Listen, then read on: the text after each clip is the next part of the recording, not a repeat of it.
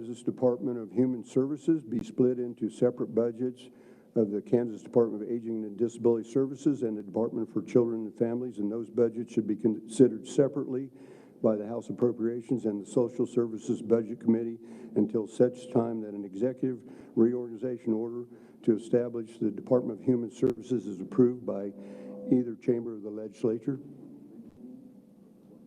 All right, committee, you heard the motion. Is there a second? Second by Representative Tarwater. Technically, I don't think we need a motion to do this. We can actually just have the research department split out those budgets, but we'll go ahead and vote on the motion regardless. So all those in favor of the motion say aye. Aye. Opposed? All right, motion passes. Representative Carpenter. A motion to separate budgets should the ERO be disapproved. Recommend that any executive reorganization order to establish the Department of Human Services be disapproved by a vote of either chamber of the legislature. Expenditures and funds contained in the Department of Human Services and the governor's recommendation be shifted back to the agency from which those expenditures and funds originated prior to the ERO. So it's very similar to the prior motion. Yeah, yeah. And actually, Representative Carpenter and I were having a discussion this morning in regards to that. He's going to be holding a hearing in his committee in the early part of next week in regards to ERO 47. We heard the motion, and seconded by Representative Hoffman. All those in favor say aye. Aye. Opposed? Motion passes. Any further bill introductions this morning? All right, seeing none.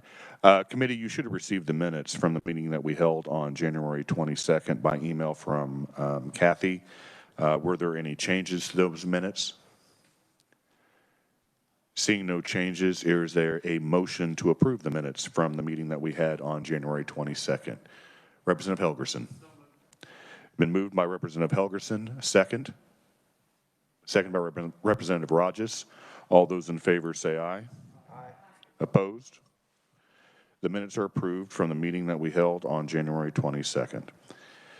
Okay, the first major item that we're going to be having on the agenda today is going to be a federal update in regards to the money that the state of Kansas has received due to the COVID-19 pandemic starting in March, and then also the relief packages that were passed by U.S. Congress and signed by the President and became effective.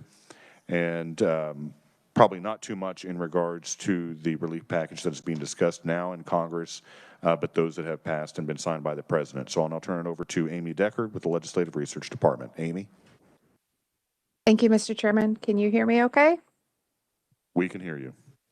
Okay, you should have a couple documents in front of you. I'd like to start with the Federal Medical Assistance Percentage Savings file. So these are your FMAP savings that have been discussed a couple times. So we did go ahead and compile this information for you in chart form. So the public health emergency gets extended in 90-day increments generally by the Secretary of the Health and Human Services, and has been extended for 90 days effective January 21st. So it will be through another quarter. The estimate at the bottom of the table has a estimated FMAP savings from a 6.2% of $309 million between the two fiscal years. Additionally, for the CHIP program and other programs that use the enhanced FMAP, that would be $9.9 million for total estimated savings of $319 million that are now being paid by federal dollars instead of requiring state funds. Be happy to take any questions on the FMAP savings before we move on. Committee, are there any questions in regards to the FMAP savings? Representative Carpenter. Thank you, Mr. Chair. Amy, is CHIPS included in that? Mr. Chairman, thank you. That is, the CHIP savings are in the enhanced FMAP savings column. So those are the 4.34% savings. So that's a different savings rate for the Children's Health Insurance Program. Okay, thank you. Any further questions for Amy in regards to FMAP? Representative Williams. Thank you, Mr. Chairman. So I'm just looking at this document here, and this is only going to last for 90 days. Is that right? From January 21st? Amy? Mr. Chairman, so it's been extended for 90 days. So it's will be in place for 90 days after January. So this has been in Okay, place since gotcha. last spring. Okay, great. Thank you. Any further questions for Amy? Seeing none, Amy, you may proceed. Thank you, Mr. Chairman. So the next document you should have in front of you says federal COVID-19 funding for Kansas at the top. It's a 3-page document. So what we've done for you is to separate these out by purpose and have the purpose on the left, kind of a brief description of who the recipients are. So not all of this money comes to the state. Some of it goes directly to the institutions or to local units of government or to nonprofits.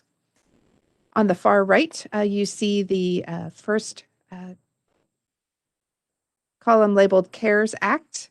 So that's the initial stimulus package from the spring. The next column is the most recent federal bill enacted in December, and then a total, which combines those two to give you an idea of where those monies were going. So if you combine all of those columns, skipping ahead to page 3, you see that $11.4 billion between all of the pots of money that we've previously talked about. Again, not all of this money came into the state budget. Some of it went to local entities and other nonprofits. So the first pot of money under that general is the Coronavirus Relief Fund. This is the CRF monies that the Spark Committee distributed. So you see the state $34 million and distributed that out. That's the money that you talked about last week with Secretary Burns-Wallace. For education, that's the next piece. Higher education received almost $300 million from this source. The next piece is the K-12 Education Fund. We do have some additional information on detail for you on that. Would you like me to switch to that or keep going through this chart? Keep going through the chart, and then we'll refer back to K-12 education. Okay. So for a total of, for education is $800 million. For social services, there are still a number of unknowns with the most recent federal bill. We are still waiting to see how those get allocated based on a variety of formulas. So the largest piece for social services is the Child Care and Development Block Grant, which received an additional $30.1 million. Also, the Low Income Home Energy Assistance Program, which received $9.3 million. From the Administration for Community Living, see that Congregate and Home Delivered Meals received $6 million. Under healthcare, a variety of healthcare providers have received relief funds awarded to date of slightly over $1.1 billion. Additionally, there's been grants for testing and vaccine distribution, as well as other awards to local units of government. Under food and nutrition, you see that the National School Lunch Program received an additional $68.2 million.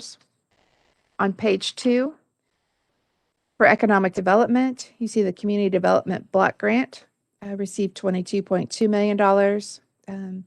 The same grant to the local entities received slightly over $13 million. For labor, the Unemployment Insurance Administration piece received slightly over $10 million. For justice and security, there were FEMA public assistance grants of $33 million. For housing and homelessness assistance, there was $14 million for emergency solution grants, as well as $7.7 million to local units of government. And then under transportation, there was slightly over $159.8 million distributed between all of the bills. On page 3, you see those estimates that either went directly to businesses or to individuals. So the first was food assistance at slightly over $1.1 billion, SNAP benefits to individuals of slightly over $73 million. For economic development, the Paycheck Protection Program, as of August, had $5 billion allocated to Kansas. For the economic injury disaster loans, as of July, it's slightly over $1.1 billion. And municipal debt liquidity for local governments of $2.7 billion. Also, for the Department of Labor, the Pandemic Unemployment Assistance, or PUA, had slightly over $172.2 million. The Federal Pandemic Unemployment Assistance, or FPUC, at slightly over $1.2 billion. Additionally, I want to note that unemployment compensation was extended for the period. And that is a very high level of how we get to $11.5 billion for Kansas.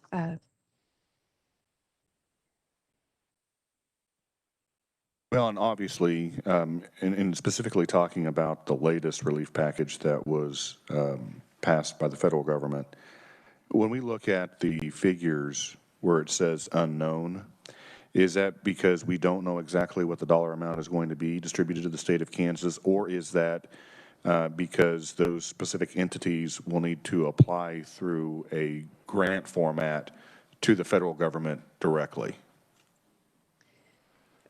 Mr. Chairman, that's a great question. It's a combination of those two. So sometimes we don't know how much will be allocated because we're still waiting on that formula to be run, and other times it's dependent upon Kansas entities applying for those funds. And then on page 2, in regards to the rental assistance, I believe during the State Finance Council meeting that we had last week, where Secretary Burns Wallace was going through some of the figures in the latest relief package, it says 200,000, but I thought it was 200 million. And I could look at the attachment that we got in the State Finance Council meeting, but I thought it was 200 million.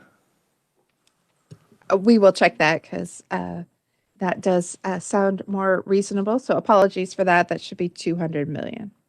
All right. Thank you, Amy. Representative Francis. Thank you, Mr. Chairman.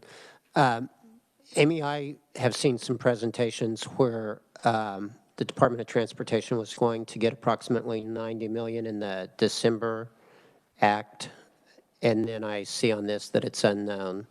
Can you clear that up for me? Amy. Yes, thank you, Mr. Chairman. We are certainly trying to keep up with all the most recent information, but we may not have the most current from the Department of Administration or from the Department of Transportation. So we can certainly look at that and see if there are more recent numbers than what we're including in the chart.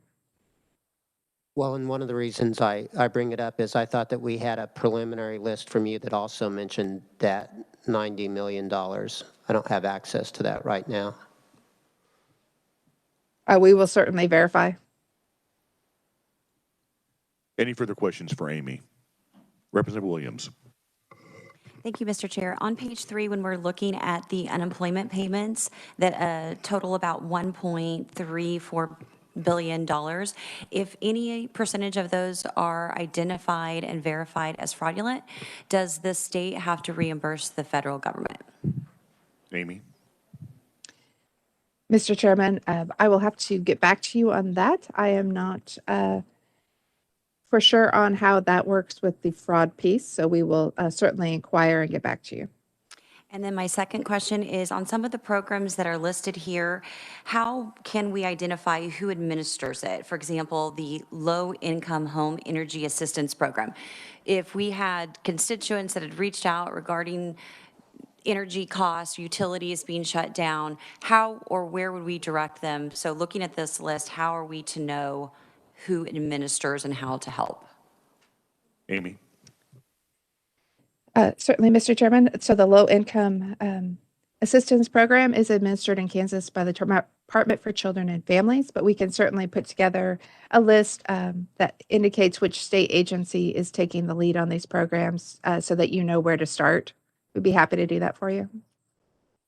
Thank you, Mr. Chairman. Thank you, Amy. Committee, any further questions for Amy? All right, seeing none, Amy, you may proceed with the K through 12 dollars that have been received by the federal government. Thank you, Mr. Chairman. If it's acceptable, I'm going to have Norma Volkmer do that portion of the presentation. That is perfectly fine. Mr. Chairman, members of the committee, can everyone hear me? Yes, we can hear you. All right, so you should have two pieces of, you should have two documents for K-12 funding. The first is a memo that's about 5 pages long entitled COVID-19 Federal Funds for K-12 Education. And the second is a spreadsheet that has the districts, counties, and a variety of columns with funding. I'll be first reviewing the memo. So there are 3 major portions of the memo. The first 2 review the CARES Act funding, and the third reviews the most recent funding received under the Coronavirus Response and Relief Supplemental Appropriations Act.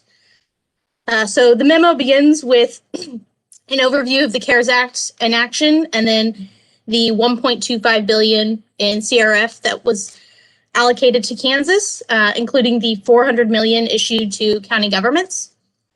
If you turn to page 2, you'll see right at the top that school districts and other K-12 educational institutions received approximately $76.2 million. This is based on the most recent numbers from the Office of Recovery as updated about mid-January. After that, you'll note that the Kansas Department of Education also collaborated with other agencies to determine how other CRF monies should be allocated. Namely, there was $40 million awarded to the Children's Cabinet for childcare for remote learners. There's $2.1 million to KDHE and the Children's Cabinet for technology support for remote learning. And there was approximately $20 million to KDHE for COVID testing for K-12 education institutions. I'll note about halfway down the page, you'll see that on November 13th, the State Finance Council did recoup $23.5 million of the $40 million awarded to Children's Cabinet for remote learning. Of the money remaining, the Children's Cabinet has awarded $8.5 million to 62 grantees, and that is as of January 21st. Awards ranged from just over $1,000 to $5.3 million. Below that, you'll see the beginning of the second part of the memo, which focuses on the Department of Education funding received as part of the CARES Act.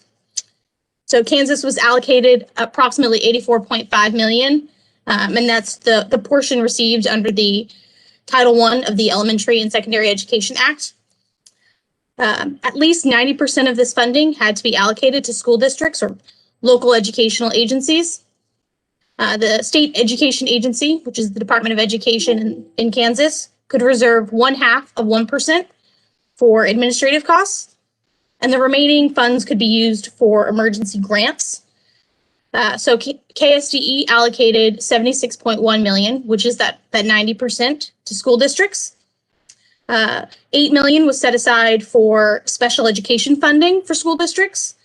And the final $422,000 was the administrative costs, and that is the 0.5%.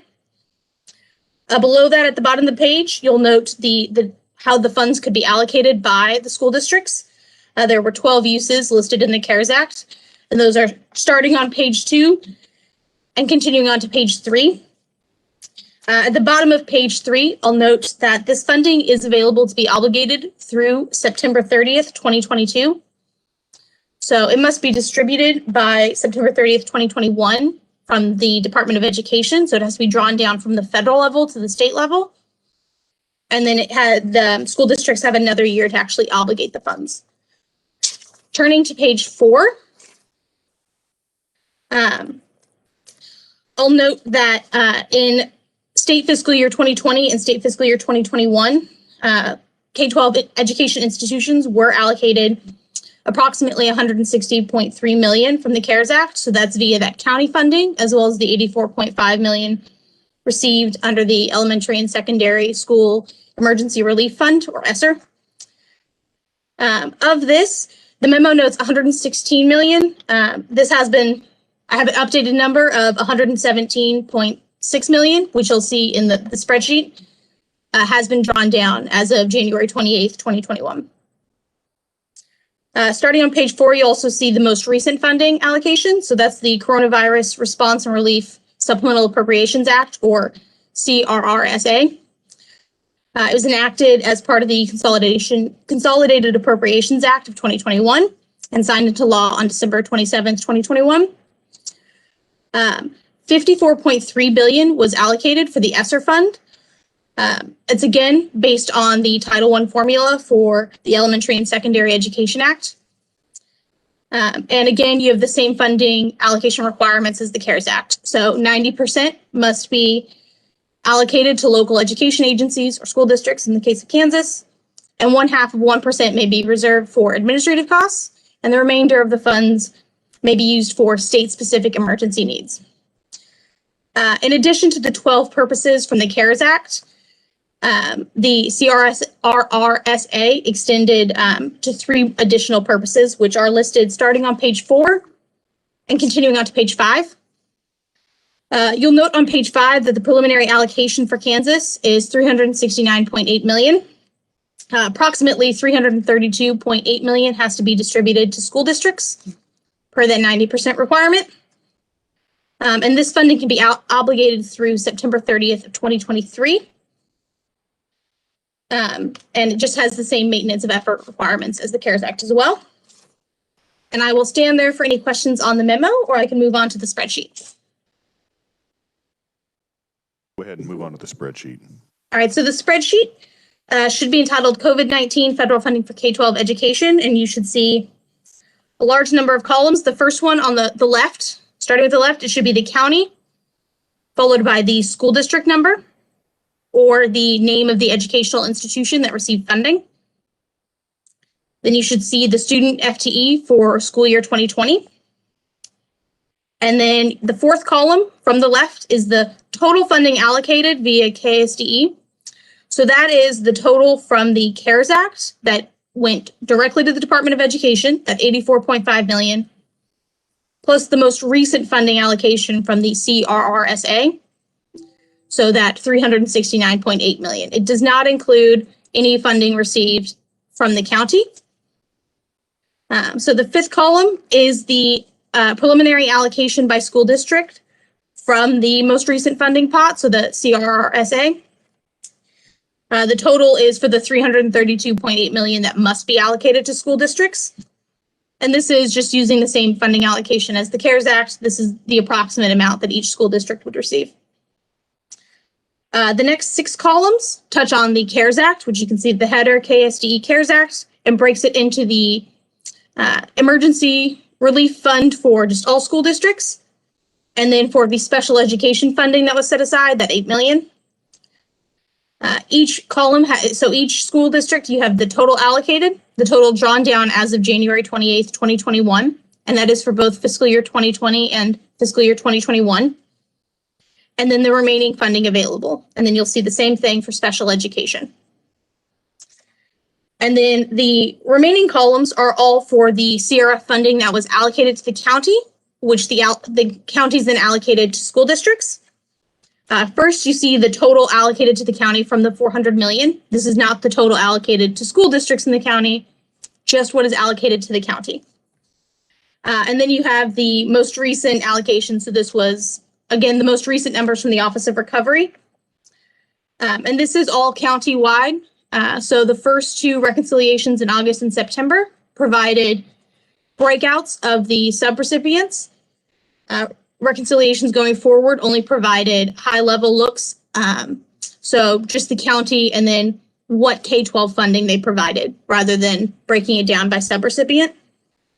So the last 3 columns are all from the September reconciliations, and it's just items purchased according to the school district, and then any K-12 related expenditures or proposed plans for funding.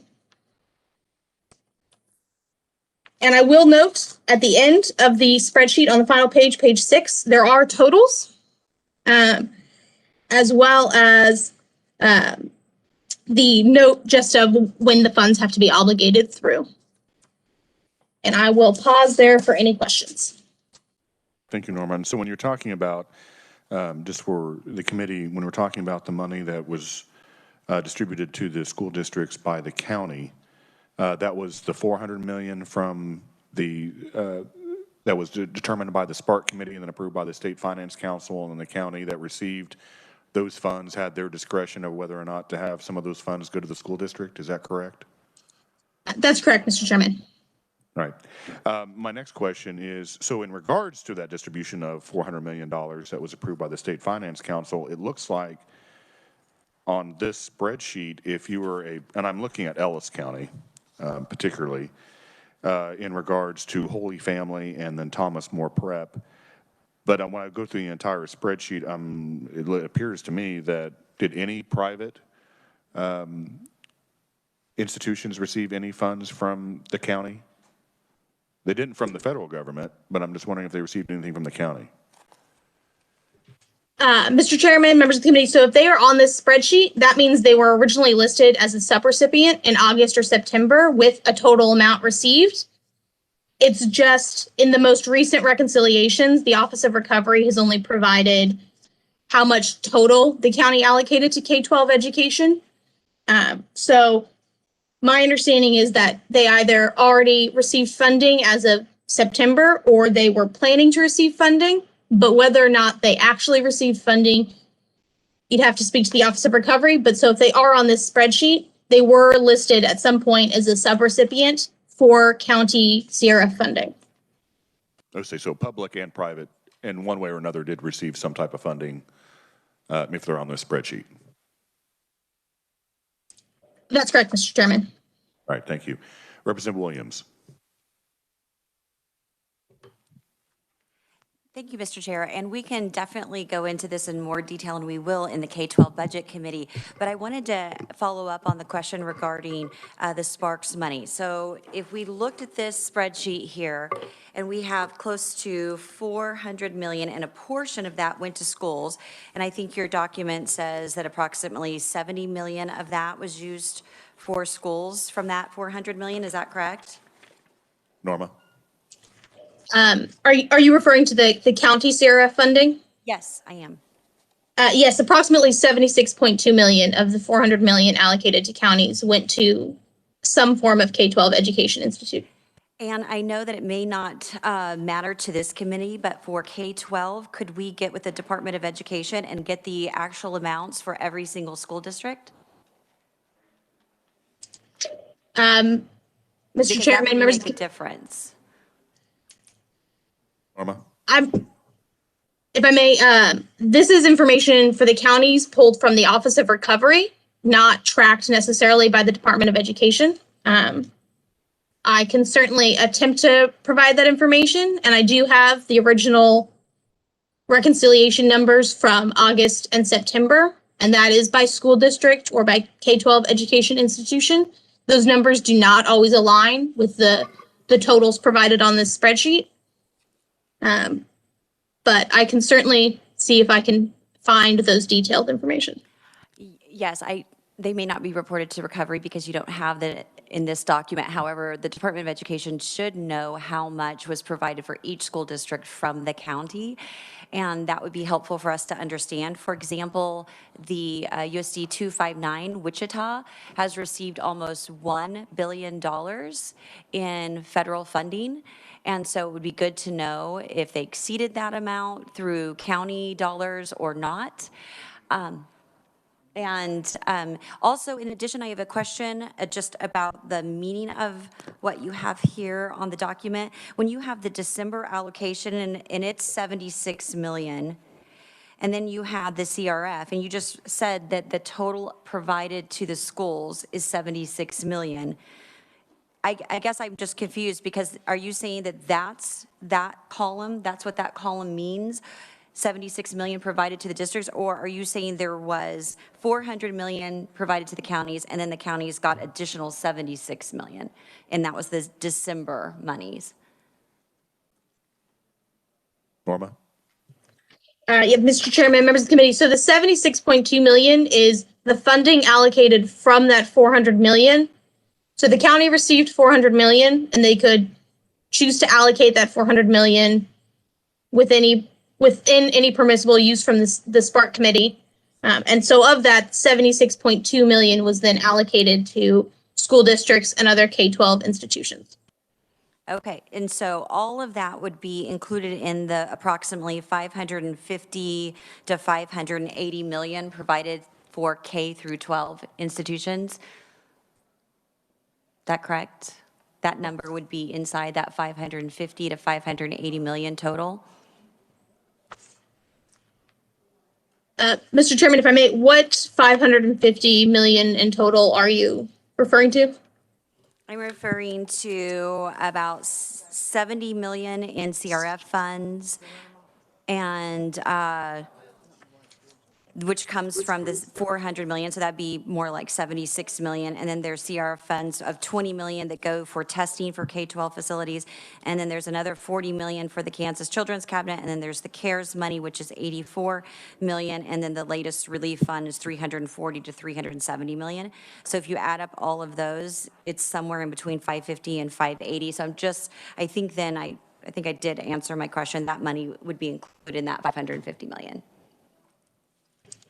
So yes, if you were counting the total funding received by school districts and K-12 institutions, you would include that 76.2 million. That's correct. I will note the 20 million received for testing did go to KDHE and not to the Department of Education.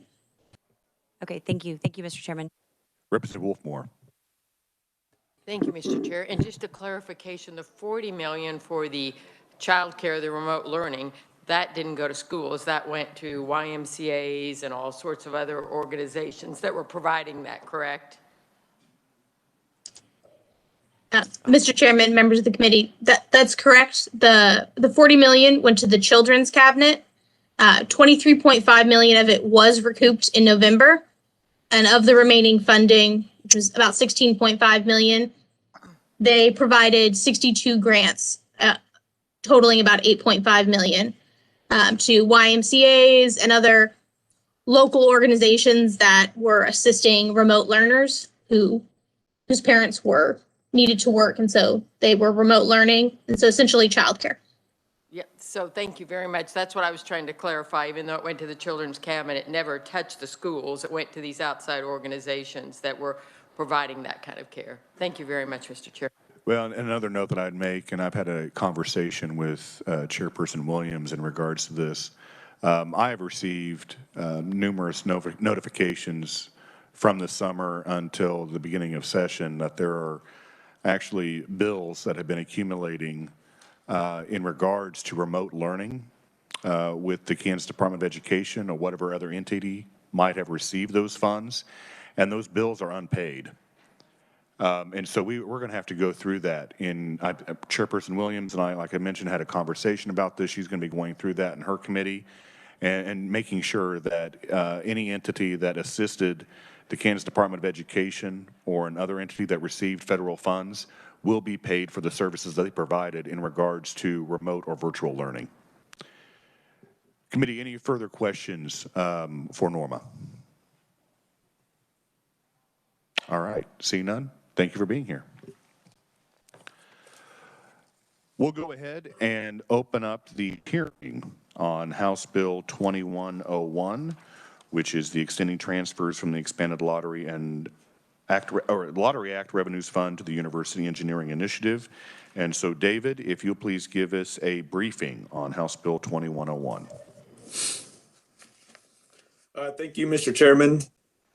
House Bill 2101 extends the current transfer of the first $10.5 million credited to the Expanded Lottery Act Revenues Fund, or ELARF, from the ELARF to the Can-Grow Engineering Fund-KU, the Can-Grow Engineering Fund-KSU, and the Can-Grow Engineering Fund-WSU.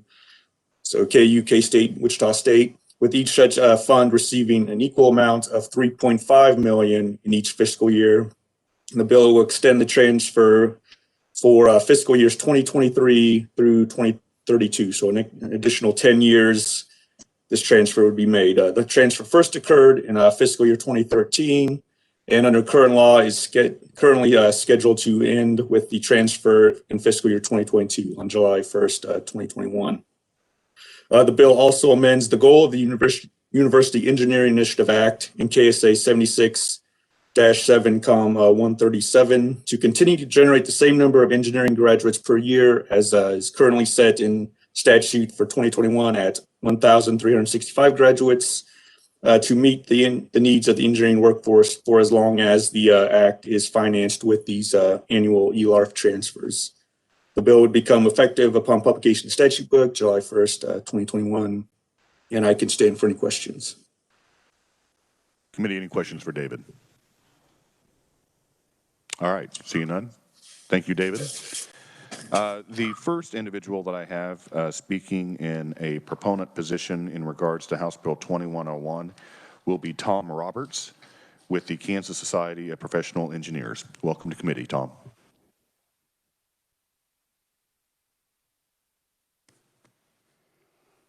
Thank you, Mr. Chairman, and to members of the committee. And I'm sorry I have my back to some of you, but I understand the setup and the arrangements. I am Tom Roberts. I'm a licensed professional engineer. I'm a fellow of the National Society of Professional Engineers, and I'm also a fellow of the American Society for Engineering Education. I'm both past president of the Kansas Society of Professional Engineers, and I'm past president of the National Society of Professional Engineers. Today, I'm honored to represent the Kansas Society of Professional Engineers. KSPE represents individual licensed engineers across the state of Kansas. For over 110 years, KSPE has worked to promote engineering by delivering professional development services. We encourage licensure, and we advocate legislation and public policy for the betterment of human welfare and the industry. KSPE is proud to support House Bill 2101 as it extends the University Engineering Initiative Act for another 10 years. It was created in 2011.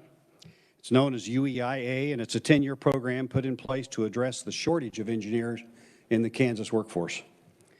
It's administered by the Kansas Department of Commerce and the Board of Regents, and as you just heard, the program provides $10.5 million each year from ELARF. And I presume everyone in the room understands that that's the Extended Lottery Act Revenue Fund. The funds are evenly split by Kansas State, the University of Kansas, and Wichita State to invest in their engineering programs. In turn, all three universities were tasked to increase the number of engineering graduates each year to a specific target by the 10th year. We are pleased to say that all three engineering programs surpassed their targets to increase the number of graduates. However, my colleagues in industry tell me that there's still not enough engineers to meet employer demands in the state. I'm sure that we want Kansas to be a place for our local firms to grow and where new companies can expand. However, we must have enough engineers to meet the needs of private industry, but we also need enough engineers to fill instrumental roles within state and local government. To this end, KSPE has joined many stakeholders that request the extension of UEIA through 2032 with the charge for K-State, KU, and Wichita State to engineering colleges and schools to maintain their program's targeted graduate goals for each of the next 10 years. There is a high degree of accountability. I think that's an important part of the program. There's also a lot of transparency with this program. The Board of Regents has a page on their website that tracks program data year by year.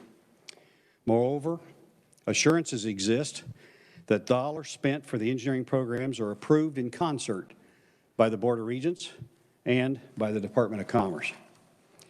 We thank the Legislature for the creation and continued support of UEIA.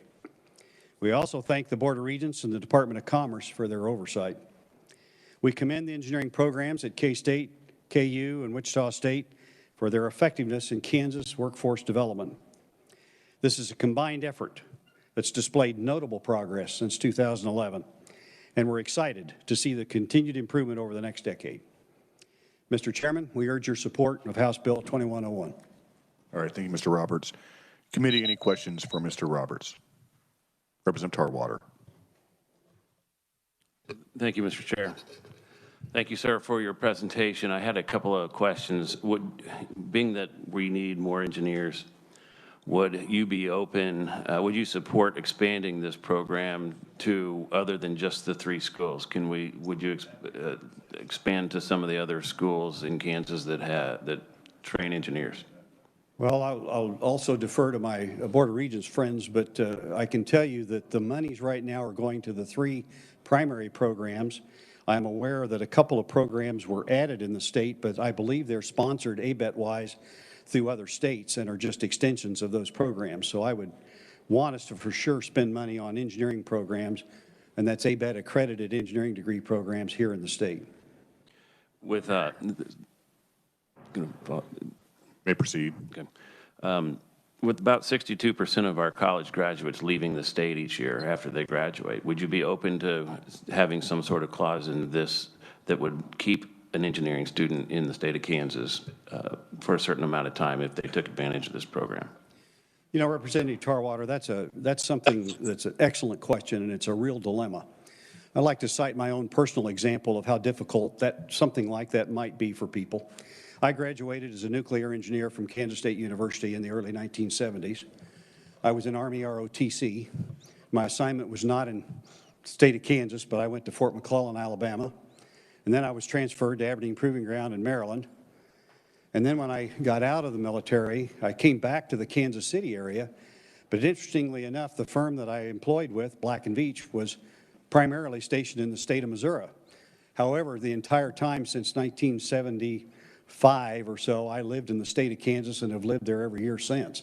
So I could be employed in one state, living in another, and I think it's difficult to restrict graduates to staying here and doing that kind of thing because of multiple other interests. But that's my own personal story. Thank you, Mr. Chair. Representative Carlin. Thank you, Mr. Chair. Thank you for your presentation, Tom. And we can use the money. This money isn't just scholarships, it's to build the program. Is that correct? And could you give us some ways that we build the program other than funding students directly? Thank you for that, Representative Carlin. Yes, this money, as I understand it and have actually witnessed, was in 3 factors. One was to support students, but one was to help support the construction and upgrade of facilities. And the third was to increase and improve faculty salaries and competition in that particular area. And I'll leave it to the Board of Regents to tell you exactly how that was broken down and the like, but I believe that's how the monies were spent.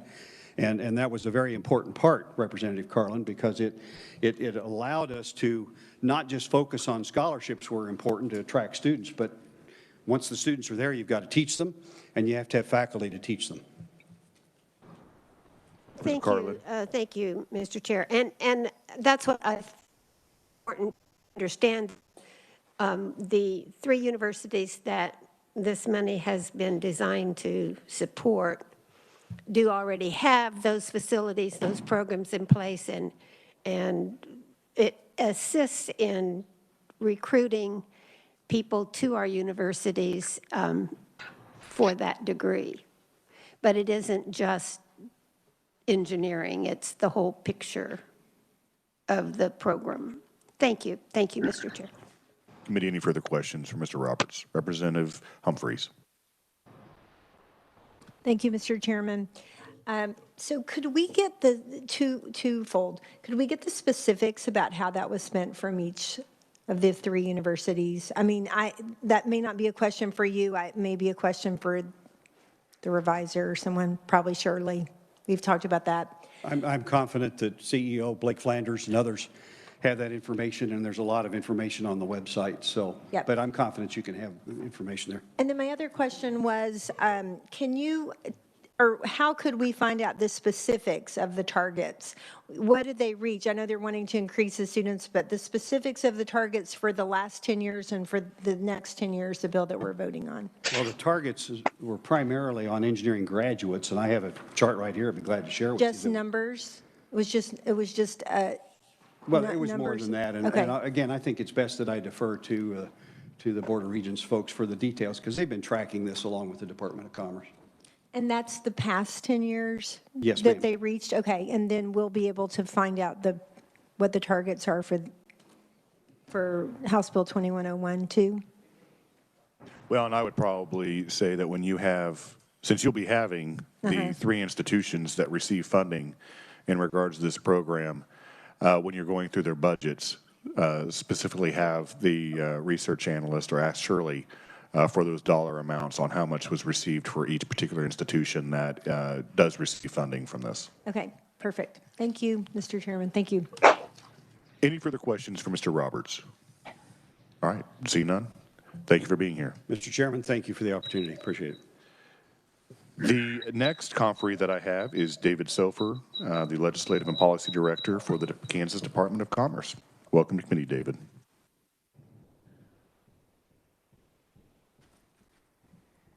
Thank you, Mr. Chairman, members of the committee. David Sofer, Legislative and Policy Director at Department of Commerce. We stand in support of HB 2101, although we do have a caveat that we want to talk about. So in short, I don't think, I'm sure everyone's going to come up and tell you, engineers are in high demand across our nation. So if you think about it, they're largely responsible for the building of machinery, aircraft, bridges, tunnels, roads, vehicles, other various structures. They play a critical role in our economy.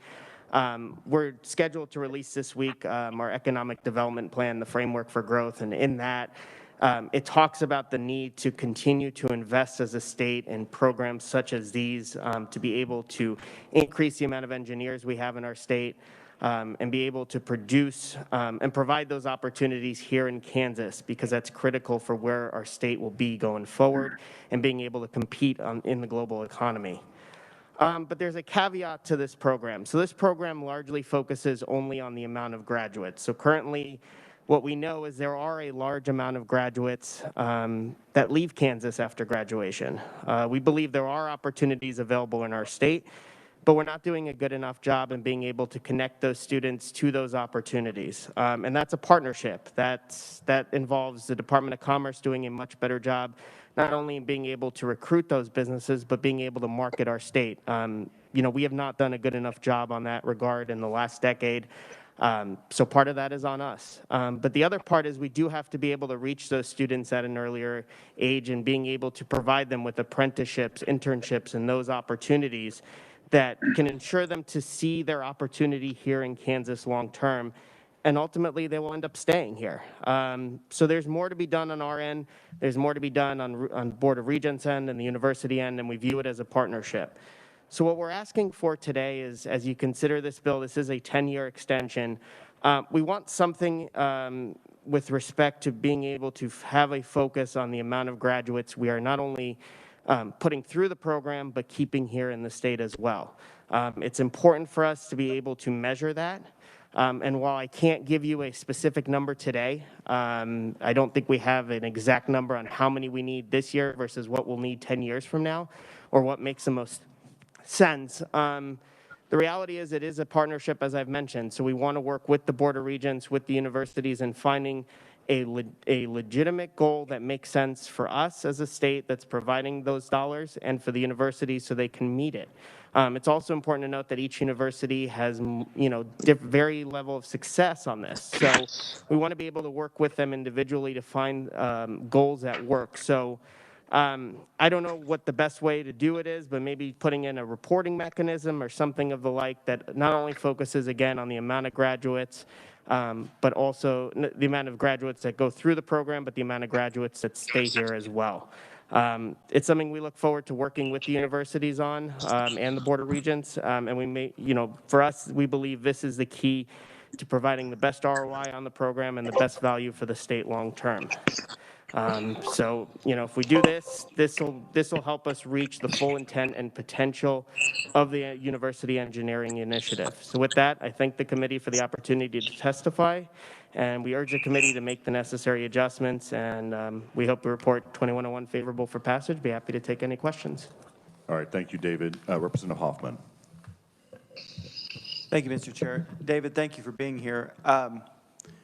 So the issue of graduates leaving, and I know that Representative Tarwater brought that up earlier, and I know that talking to the universities, there is some problem in that because of, you know, my understanding is we have a very large corporation here in Kansas who also has other, you know, factories and places elsewhere, and they hire a lot of graduates from but they also send them to other states a lot of times.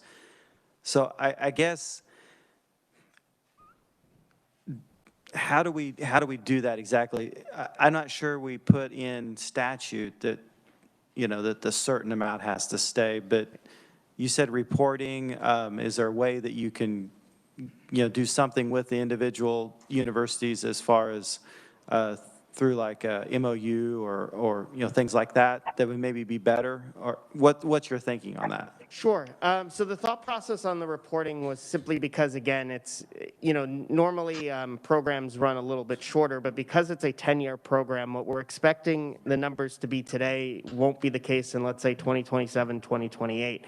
And so we want to be able to make sure that, again, we're accountable for the program itself. I mean, from our end, it doesn't necessarily have to be in statute. I think the goal here was simply to recognize that graduates is only part of the solution. We also have to be able to keep them here long term if we're truly going to be able to grow as a state and you know, harness the value of this program. So from our end, I think we're open to a multitude of different solutions on this, but at the end of the day, we do have to be able to address it. And again, it's as a partnership. If we don't all work together on it, then it's not going to happen. And then again, we're not necessarily reaching that ultimate value for what the program's supposed to be. Okay, so yeah, and I think the reporting is probably a good idea. We need to probably put some. So are you planning on bringing some sort of an amendment to us, or we some can, wording? We certainly can, if that's in the interest of the committee. We certainly want to be able to work with the committee and, again, with the Board of Regents and the universities on finding the best solution on this. So from our end, we're happy to propose something and see where it goes. Okay. Yeah, I think the reporting is a good idea. I'm not sure putting in like the 75% have to stay, putting that in statute seems like might be a problem in the 10 years. Yeah, it might have to be changed, but yeah, so I would be happy to help with any language that we maybe can work with the universities and everything on that. So thank you. Thank you, David. And again, thank you for being here. No problem. Representative Wolfmore.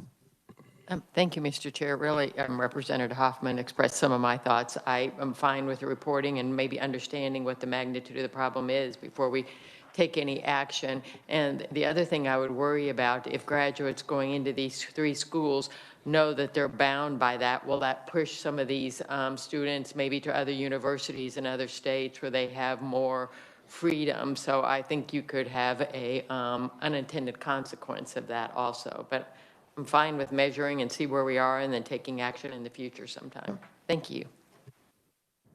Representative Ballard.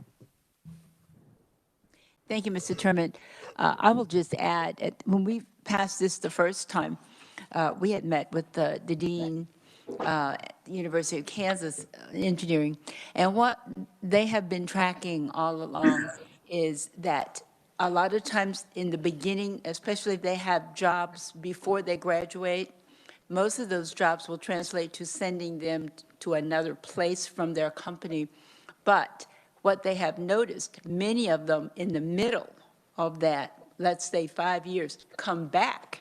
And I see you nodding. They come back to this area because maybe they're here in a specific capacity, and they may stay here 2 or 3 years. Then they may be shipped or sent to another place.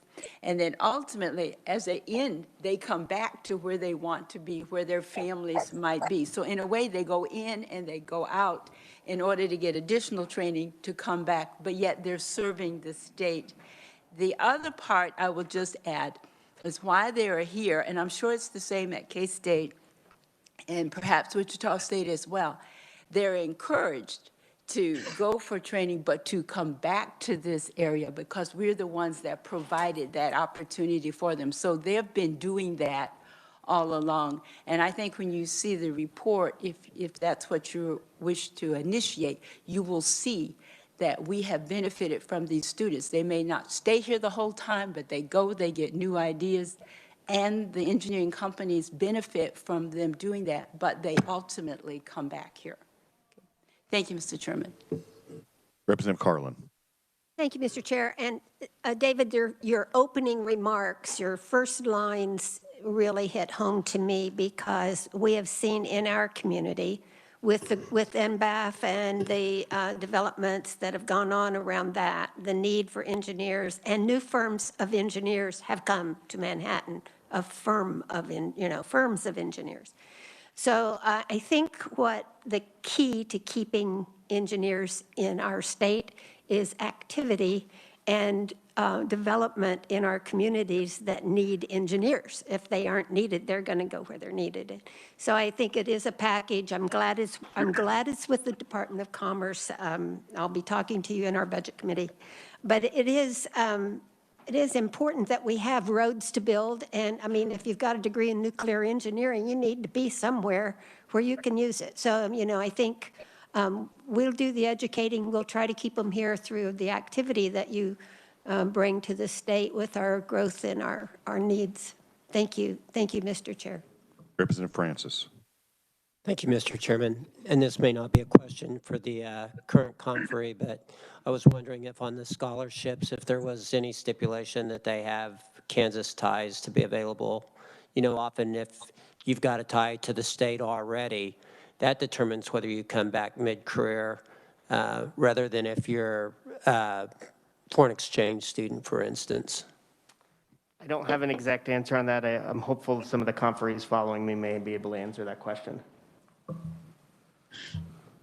Any further questions for David? All right, seeing none. Thank you for being here, David. The next conferee that I have is Eric Stafford, Vice President of Government Affairs with the Kansas Chamber of Commerce. Welcome to committee, Eric.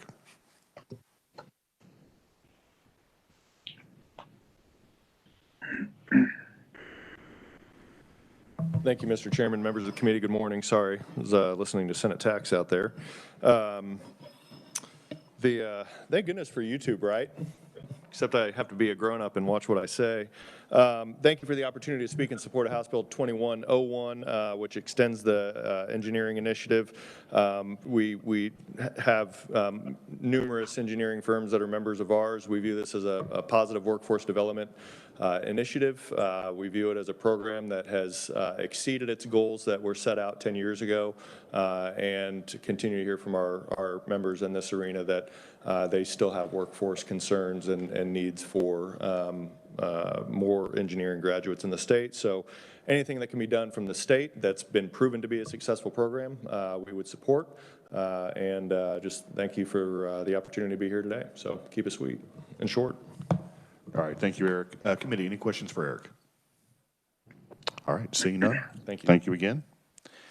The next conferee that I have is Mike Gibson, the Executive Vice President with the Associated General Contractors of Kansas. Welcome to committee.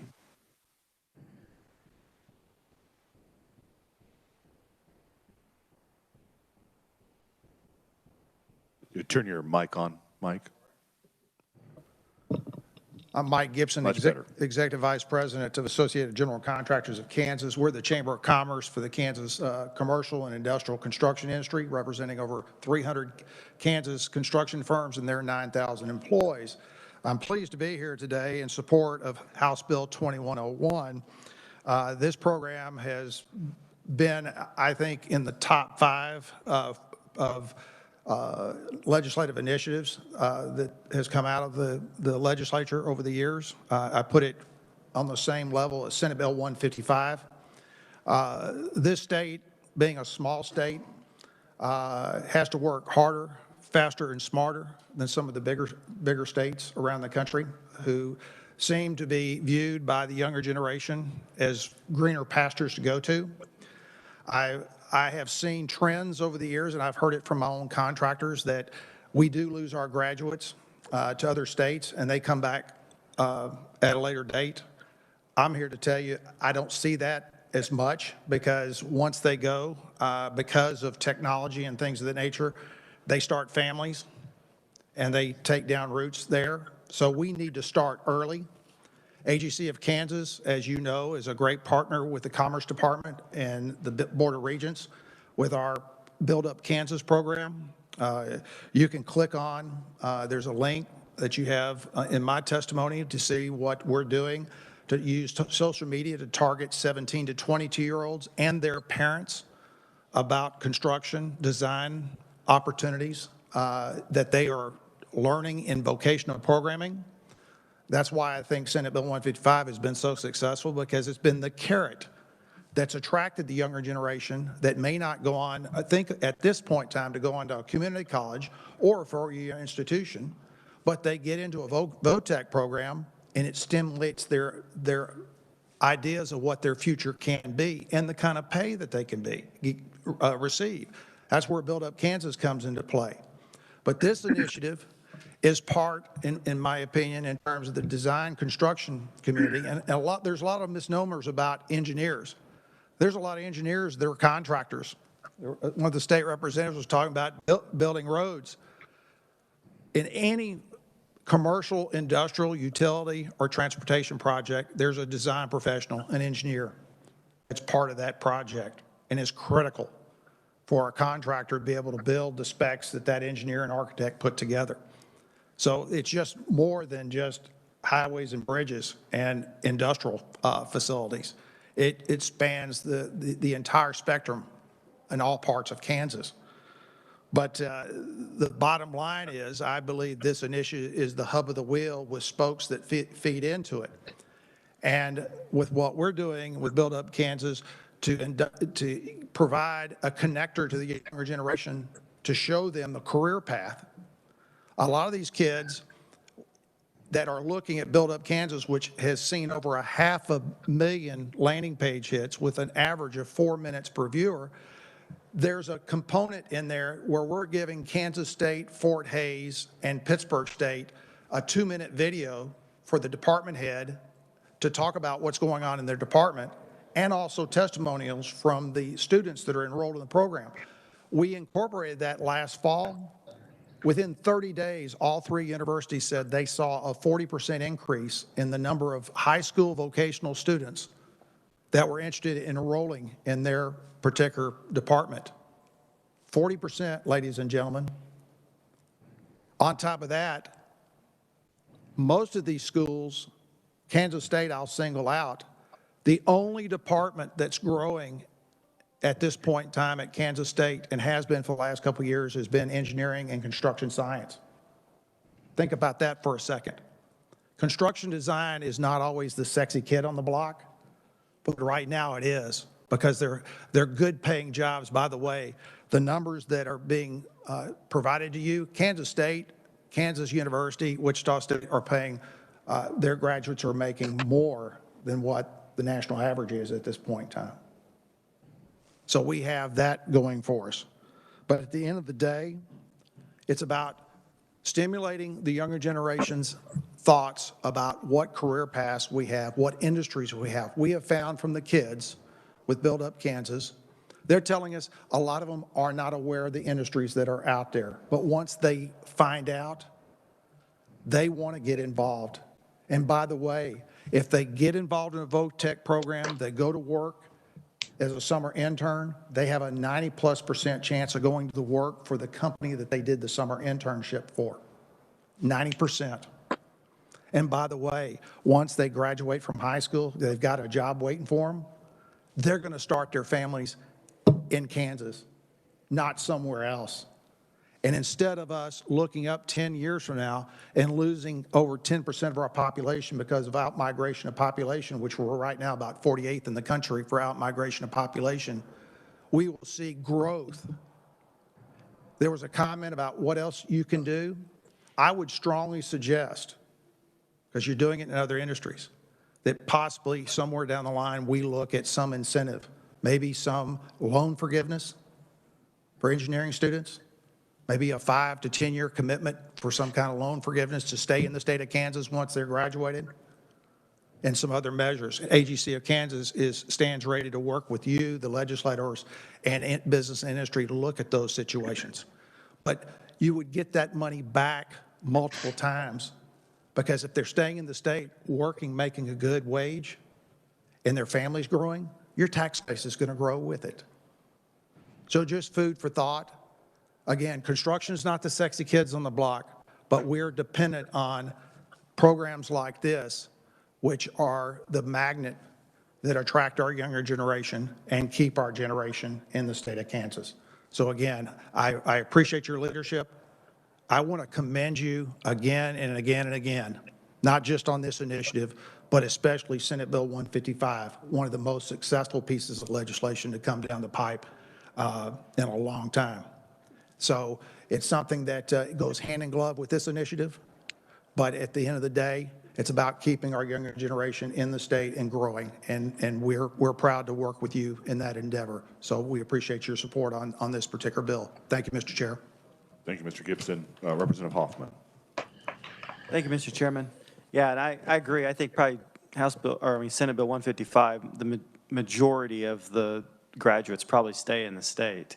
There's probably no doubt about that. So looking at this bill and looking at what the Department of Commerce had kind of brought up as far as changes that they want to make, possibly, what do you see that we could maybe do in this bill that's common sense and doesn't, put us into too much of a box to maybe help that? Or do we need to do something outside of the bill? Well, I think first and foremost, the bill speaks for itself in terms of you've got a track record in the past, a track record that you can build on. I think that there could be some tweaking. Again, those percentages of out-migration, again, I come from a couple other small states, my home states, Louisiana, and they've got the same problem. It's a shame that somebody would be born here, raised here, educated here, but then at the end, when they get out of school, they decide to go somewhere else.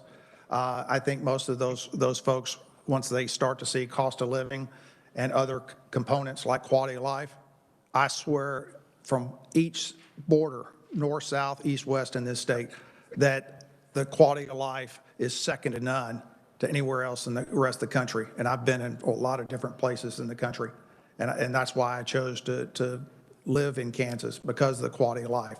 But I would look at, I wouldn't detract away from the current bill, but I do think that at some point in time, because engineering is so critical to the infrastructure of everything that we're talking about, from technology to roads and bridges to commercial, industrial, utility, that possibly some incentive for the student. We've done focus groups with Build Up Kansas with the high school VOTEC students, and they have provided us with some great information.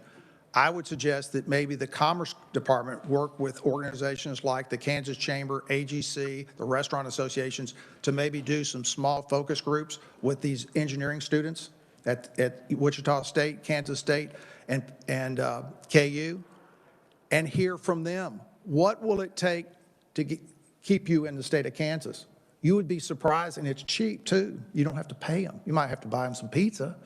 But the fact is, we have some things, the reporting that David Soffer talked about could be included, just that at least once a year we do a focus group with those three universities to handpick some sophomores and some seniors. We do that at Kansas State, Pittsburgh State, and Fort Hays, the sophomore group and the seniors, to hear what's working, what's not working. We don't have the faculty sitting in the room.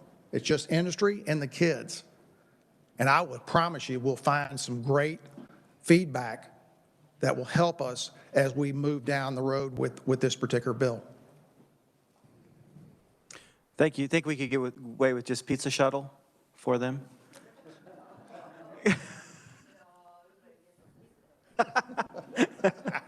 Thank you. Thank you, Mr. Chair. All right, any further questions for Mr. Gibson? Representative Tarwater. Thank you, Mr. Chair. Thanks for coming. I always enjoy your presentations. You're very dynamic, and you speak with passion, and you're a wealth of knowledge. And I look forward to when you come to Commerce to testify on our bills, but, and your Build Up Kansas program, for those of you in here that haven't looked into that, it is pretty incredible. And hopefully we'll find more ways to help meld some of these K-12 students into those types of programs. You touched on something on loan forgiveness. This program that we're talking about today, we spend $8,000 to $10,000 per kid that graduates, it seems like, over the next 10 years on average. But ultimately, the student doesn't get the benefit. I have a son that's in the engineering program at K-State, and there's no break. They don't pay less tuition because of this. And now that they're online, they don't really learn. I think you're onto something there. That use these monies better to have more students be able to afford college that are smart enough to be engineers. I just wanted to see what you thought of that. Well, again, all states are struggling with keeping their brain power in their state. But again, the bigger states are using smaller states as their recruiting grounds. I have that with my own industry. We have the bigger construction firms that didn't know where Kansas was on the map back in 2006, 2007. A funny thing happened, 2007, 2008 recession took place, and companies started branching out outside of the East and West Coast to look at business opportunities. They came into Kansas looking for business opportunities, and while they were here, they said, oh, we didn't know Pittsburgh State, KU, Kansas State, Wichita State, Fort Hays had these kind of programs. And so they sent representatives into those schools. Now they're embedded in those schools. But the fact is, we do have a story to tell. That's where Build Up Kansas is, telling those stories about the quality of life, about the career paths, about the pay scales. I have teachers. I've had to tell a lot of our vocational instructors, don't quit your job, because once they see the pay scales that construction offers, they want to go into construction. And we say, no, we need you to stay right where you're at. But the fact is, telling the story to both the younger generation and especially their parents. Not every kid is up to being a doctor or a lawyer and don't even know what an engineer or a contractor or a subcontractor performs work. Again, we're not sexy kids. That's why Build Up Kansas, we're finally telling our story out there. And the parents are like, wow, now I know why my son or daughter's in a VOTEC program. I see the career path. I see the future. And I won't have to worry about the kind of money they're going to make because they're going to be able to raise their family. So that is something that needs to be part, and we're prepared to work with the Commerce Department and the Kansas Chamber and others with the industries that they represent to be able to continue to foster and tell those stories, and also get the kind of focus groups together from that younger generation to tell us what it will take for them to choose Kansas to stay in. It ought to be 80% of the deal is already sold. They were raised here. Now, what's that 20% that's getting them to think that I got to go to Houston or Dallas or Atlanta? I think we can offset that. I think we can do it and do it in a very short period of time. Representative Tarwater.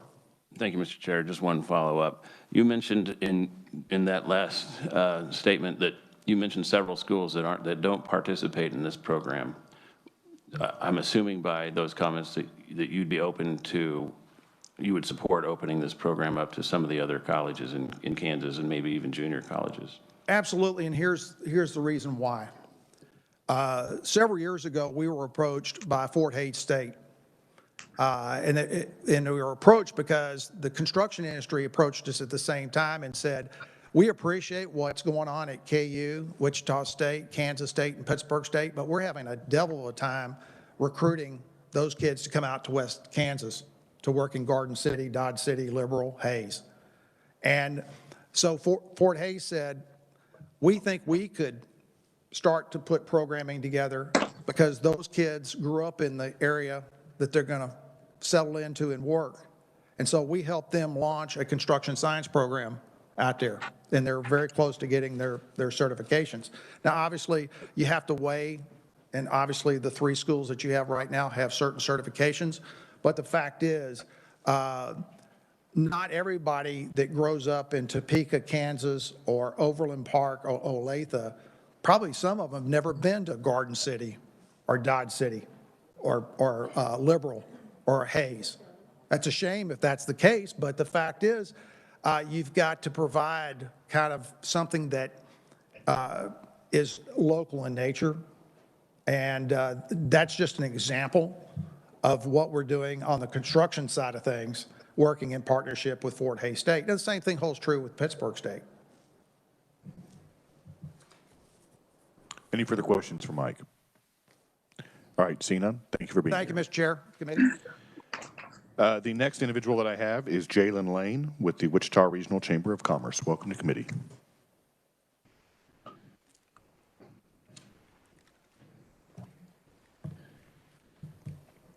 Thank you, Chairman Waymaster and members of the committee. I'm Jalen Lane, appearing on behalf of the Wichita Regional Chamber of Commerce. The Chamber wants to thank you for the opportunity to provide testimony in support of HB 2101. The South Central Kansas economy benefits immensely from the advanced manufacturing, but South Central Kansas isn't the only one benefiting. The entire state benefits from the fruits of cutting-edge advancements. Fruits of cutting-edge advancements made in manufacturing technologies and the jobs and revenue created from those advancements. These advancements require the world's best and most educated engineers. HB 2101 will help ensure that Kansas universities and Kansas engineering students continue to provide the critical support and resources necessary to move our state's advanced manufacturing sector forward. With this in mind, we urge the committee to report HB 2101 favorable for passage. Thank you for allowing me to testify, and I'm available to stand for questions at the appropriate time. All right, thank you, Jalen. Committee, any questions for Jalen? Not seeing any. Thank you again. Thank you. Those are all the individuals that I have that are going to be appearing in person for the committee this morning. So we'll now turn it over to the conferees that will be joining us virtually. The first one that I have is Joseph Dremel, the president of the American Council of Engineering Companies. Mr. Dremel. Mr. Chairman, members of the committee, thank you for the opportunity to appear today. My name is Joe Dremel, and I'm a licensed professional engineer in the state of Kansas, working for HDR Engineering. I am here today in capacity as the president of the American Council of Engineering Companies of Kansas. ACEC Kansas is an association representing private sector engineering companies in Kansas. We are here to urge your support of House Bill 2101. As you have heard, House Bill 2101 extends the University and Engineering Initiatives Act for an additional 10 years. This act was originally passed in 2011, creating a 10-year funding program for the three universities. $10.5 million is provided annually from ELARF and split between the three universities. The legislators had the wisdom 10 years ago to create metrics that had to be met by this investment by the taxpayers' dollars and matching funds. This helped ensure the public policy goals and vision for this program were met before any additional funds are considered. We are pleased to share these goals were met ahead of the 10-year deadline. The program worked, and the Board of Regents has done a nice job with transparency. They have a page on their website tracking the results year by year. Taxpayers' dollars deserve this transparency, and it has been provided under this program. Let's look forward. There is still a strong need for additional talented engineers in the Kansas workforce. In a recent survey of our membership, 76% of our member firms reported difficulties finding qualified engineers for positions they are looking to fill in the past 2 years. This is a wonderful problem in some respects, but it reflects the need as we pursue other opportunities. The Kansas economy is with more talented engineers. House Bill 2101 is a critical component in meeting this business opportunity. Our association represents an incredible diverse set of firms, from two-person firms all the way up to firms in the thousands of employees. These firms are located in Garden City, Kansas City, and everywhere in between in Kansas. They work in every sector of the economy, including water, wastewater, transportation, energy, environmental, private development, natural resources, and much, much more. The one thing our survey shows is they have in common is the need for more talented engineers in the private sector to meet the potential and growth of their businesses. Thank you for the opportunity to appear today, and thank you for your support of House Bill 2101. I will gladly stand for questions at the appropriate time. Thank you, Mr. Dremel. Committee, are there any questions for Mr. Dremel? Seeing none, thank you again for being here. The next individual I have is Blake Flanders, the President and Chief Executive Officer of the Kansas Board of Regents. Mr. Flanders. Yes, good morning, Chair Waymaster and members of the committee. Thank you for the opportunity to join the group and support House Bill 2101. Just in terms of history, to take you back when we started, when the legislation was passed, we had a baseline of engineering programs at the University of Kansas, Kansas State, and Wichita State University. And the goal was to create 1,365 graduates. This was different from many programs in that it didn't focus on enrollments, but it focused on graduates of the program.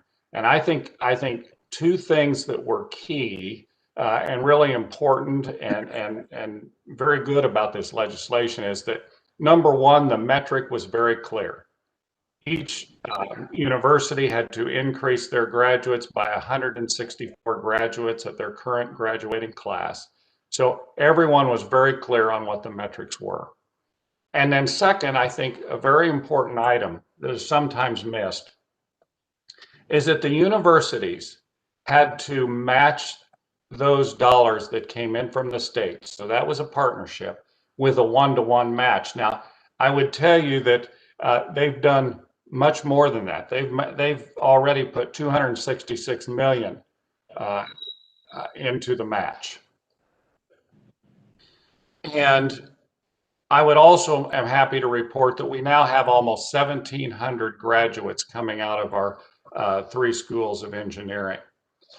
One thing that could be improved is that initially the legislature gave direction to split the duties, to say, universities, you create the engineers, and Department of Commerce, you connect those engineers to Kansas businesses. And I think as we've talked to Commerce in recent months, we would certainly support reporting back to the legislature each year on how we're doing jointly, because that needs to be a partnership on how we connect to engineers. But ask our team just to look at the return on investment of this program, and just a very simple, with no multipliers, just say, how are we doing in terms of return on investment? Now, we've assumed a really modest salary. If we just assume that the graduates after 5 years earn $75,000, we know that that's low, that many are doing much, much more than that. But if you look at the number of graduates that have just stayed in Kansas and look at the direct income tax revenue, it's over $13 million. And if you look at revenue due to sales tax, it's almost $6 million. We have $19 million in tax revenue coming into the state just because of this program and the economic growth that comes as a part of that. So we feel like this is a very successful program. Again, I'm going to provide a spreadsheet to the committee to show exactly where those funds have been expended in terms of expansion of the facilities, the hiring of additional faculty to increase that testimony. I stand here today and thank those who also provided written testimony, including Garmin, Spirit Aerosystem, NetSmart, Hallmark, Black & Veatch, Cliff Illig, Rich Smith, Great Plains, Bunting Magnetics, and Textron, and would stand for any questions. Blake. Committee, are there any questions for Blake? Representative Sutton. Thank you, Mr. Chairman. Blake, I'm fully in favor of this program and surprisingly comfortable with the spend on it. But I do kind of have some questions regarding the mechanics behind it. Are we dealing with causation correlation sort of argument, meaning has engineering enrollment gone up because of market indicators? how is this money being used to attract new students or maintain them in their profession? Or are we just backfilling budgets and and measuring in order to find the results that we're looking for here? You see where I'm going with this? Blake? He's speechless. Blake, you need to unmute yourself. Sorry about that. Thank you for that question. Asking me to unmute, that seems to be the phrase I hear most often, but I appreciate that. I don't believe we're backfilling. That match was actually certified by the Department of Commerce and had to come out of non-state funding.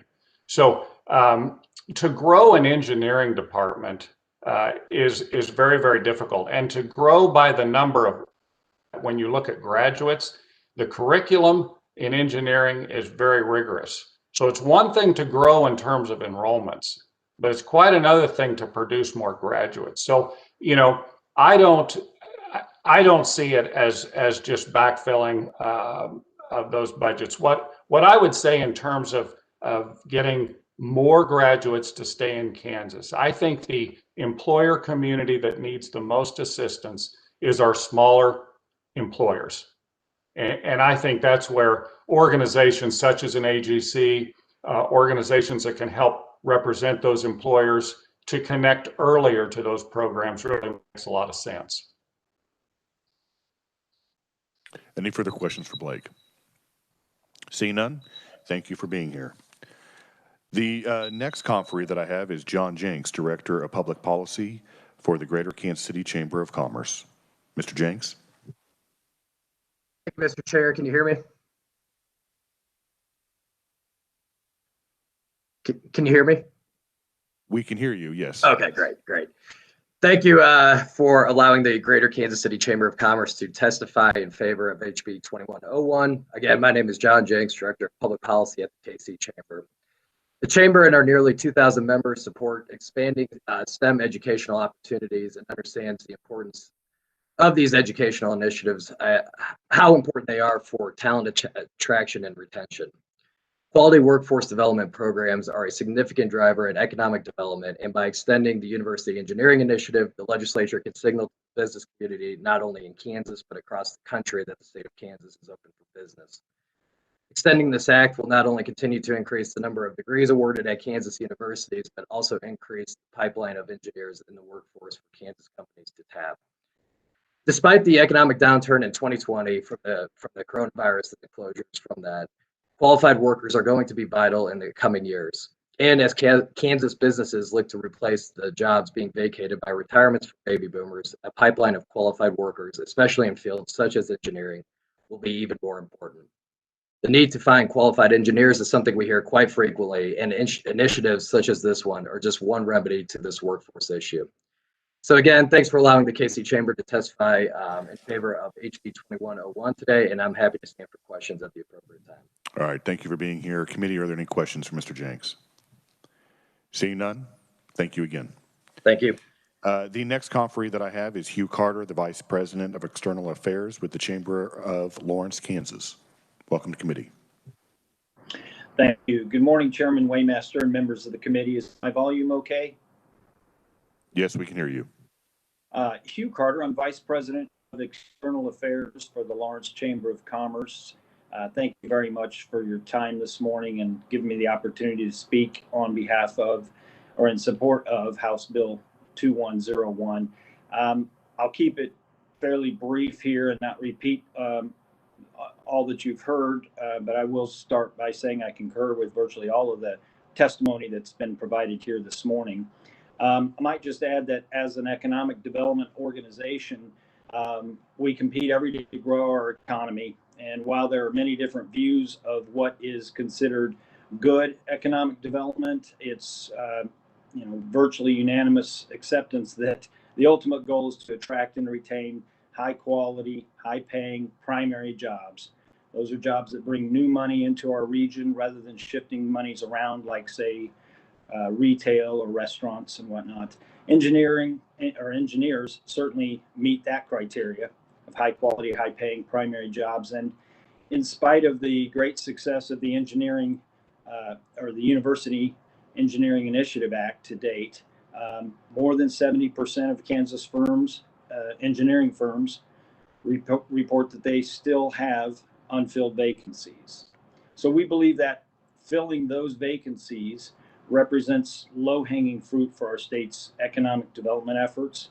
And the price tag of this program at just over $10 million annually, coming from gaming revenues and having a matching component, presents a return on investment that makes a great deal of sense and a good use of our tax dollars. And so we'd ask that you continue to make this important investment by approving HB 2101 and extending the University Engineering Initiative Act for another 10 years.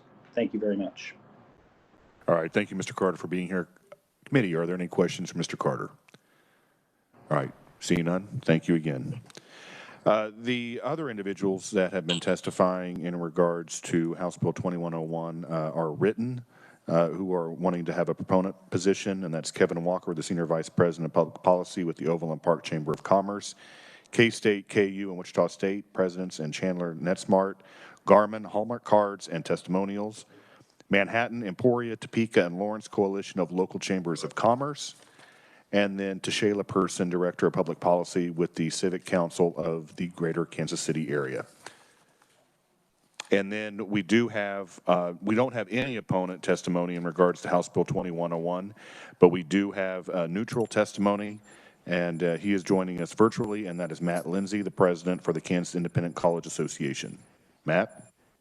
Good morning, everyone. Mr. Chairman, is my volume okay? Yes, we can hear you. Thank you.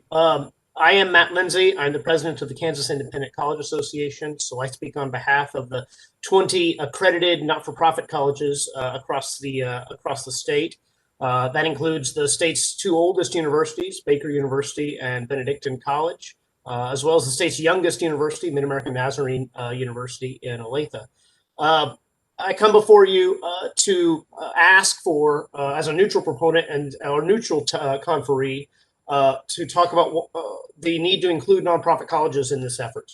I have to believe that our original exclusion was an oversight and not deliberate or antagonistic to our contributions to the workforce development work in the state. But let me talk about the current world. You heard from Mr. Roberts with the professional engineers about the need for more engineers in the state. I'd argue that if we want to grow engineers, why would we not want our nonprofit colleges to contribute to meet that need? Let me point to a couple of examples of why this affects nonprofit colleges. One is Benedictine College. We don't have just 3 ABET accredited college engineering programs in the state. We have 4. Benedictine College in Atchison, Kansas, is an ABET accredited engineering program. They have accreditation for mechanical, chemical, civil engineering with electrical engineering in the works. And since 2010, Benedictine College has the fastest growing engineering program in the country that moved from no accreditation to ABET accredited. And moreover, as of the last time we looked, 75% of their students came from out of state, and half of those stayed in Kansas once they completed their engineering degree. Let me tell you another story about Mid-American Nazarene in Olathe. They have a engineering partnership with another institution. They partner with Washington University in St. Louis. And so you do, as a student, you would do 2.5 years at Mid-America and then finish your engineering degree at WashU. Those students don't come back. They go to WashU and now they're gone. MNU has identified it as financially impossible to compete to hire the faculty and retain the faculty to build their own program to keep students here in Kansas, given that they play at an uphill competitive disadvantage with the 3 public universities that are included in the program. Lastly, I'll just talk about the rest of our schools. Many have looked at wanting to start an engineering program to continue to growing and contributing to engineering programs in the state, and we are good at brain gain. 1/3 of our out-of-state students as a whole stay here in Kansas. It's a particular point of emphasis and probably a particular outcome of our specific mission and our structure. we'd like to be a part of doing this. So I'd ask that if this is a program that is the view is this is just another way to fund public universities, then so be it. But if this is about improving the state's engineering workforce as a whole, I think it's difficult to justify excluding the nonprofit colleges that are doing the same kind of work and trying to help build the state as part of this broader ecosystem. With that, I'd ask the committee to find a way to amend this to add nonprofit colleges, and I hope to work with you to do that, and I'd be happy to answer questions at this time. Thank you, Matt, for being here. Committee, are there any questions for Matt? All right, I'm not seeing any. Thank you again. As I mentioned before, committee, that is the last conferee that I have in regards to House Bill 2101. So at this point, I will close the hearing on House Bill 2101. That concludes the agenda items that we have for today's committee meeting. Tomorrow, we're going to be having an update by Secretary Mike Beam with the Department of Agriculture. So until tomorrow morning at 9 a.m., we're adjourned.